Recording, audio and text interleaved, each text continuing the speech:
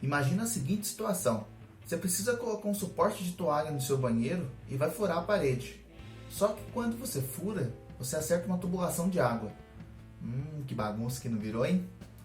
Aí você vai precisar chamar um pedreiro, ele vai precisar quebrar aquela área, ele vai precisar consertar encanamento, colocar um revestimento novo, colocar um piso novo e a mão de obra dele, claro. Mas isso tudo tem um preço, isso tudo tem um custo. E aí o que você vai fazer? Você tem reserva de emergência para poder cobrir esse gasto inesperado? Ou você não tem reserva de emergência para isso? Então fica no vídeo de hoje para poder entender de vez o que é reserva de emergência e se precisar passar por uma situação ruim, você tem ela no seu lado.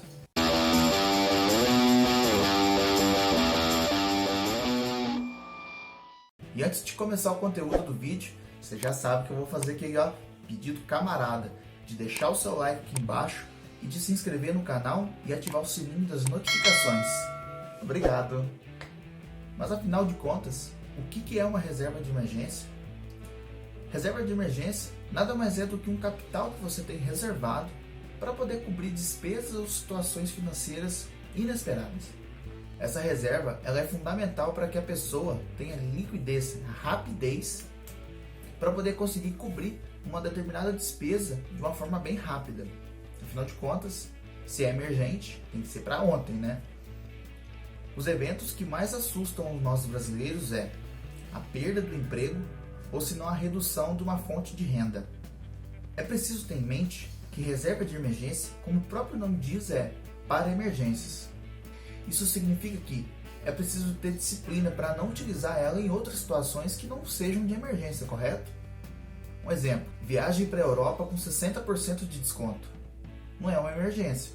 Mas Firmino, quando que eu vou utilizar realmente a reserva de emergência?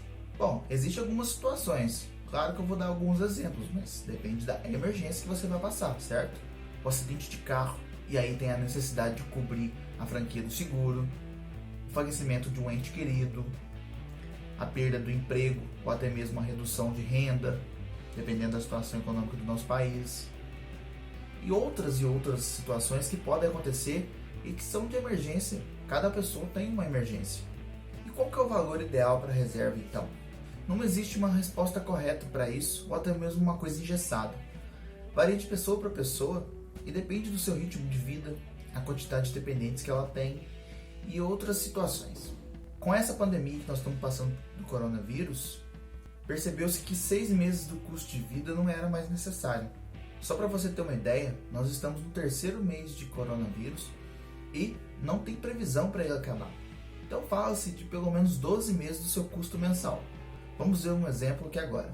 Maria, jovem de 25 anos, solteira, aluga uma casa de R$1.000, ela tem uma conta de água em torno de R$30, a energia elétrica em torno de R$70, a internet em R$100, a alimentação em R$200, dá uma assistência aos seus pais de R$300 e outros gastos que ela tem por fora em torno de R$200. Somando, dá R$1.900. Então esse é o valor médio de custo que ela tem mensalmente. Agora nós temos que pegar esse valor e multiplicar por 12, para a gente poder ter uma ideia do quanto teria que ser a reserva de emergência dela. Efetuando a conta, nós temos que 1.900 vezes 12 dá 22.800. Então Maria precisa ter uma aplicação financeira 22.800 para poder ter uma tranquilidade e um colchão financeiro. Agora, outro exemplo. João, jovem de 28 anos, casado e com 2 filhos.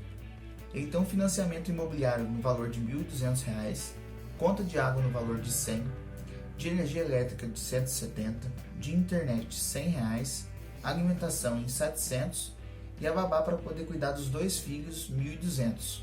De custo mensal, João tem R$3.470.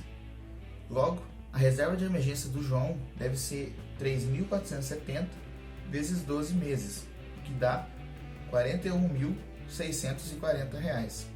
Lembrando que esses valores e esses exemplos que eu dei é para você se inspirar e para poder olhar para si mesmo e começar a monitorar os seus gastos e fazer o seu custo mensal. Ou seja, você tem que ter mapeado esse valor para você definir uma estratégia e conseguir montar a sua reserva. A sua reserva ela deve ter uma liquidez muito alta, ou seja, é a capacidade de você transformar o seu investimento em dinheiro para poder sacar ele.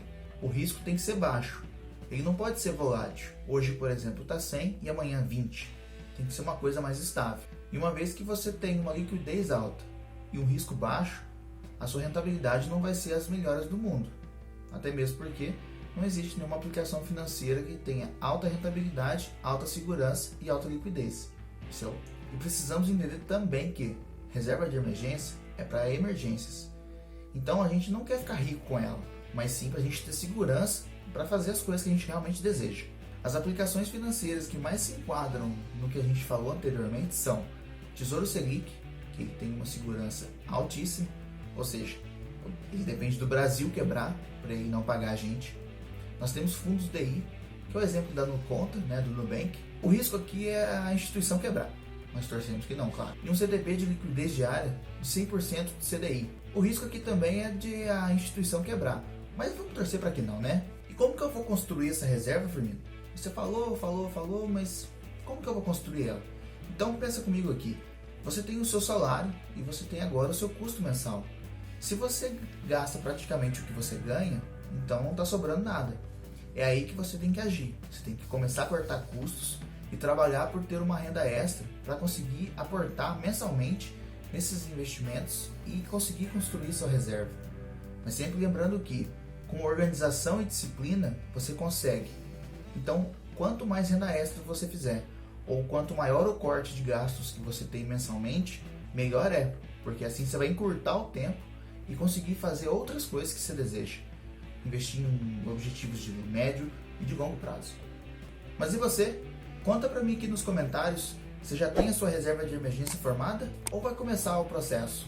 Eu já vou ficando por aqui, não esqueça de deixar o like aqui no vídeo, de se inscrever no canal e ativar o sininho das notificações. Sem mais delongas, esse é o canal Fala aí Firmino.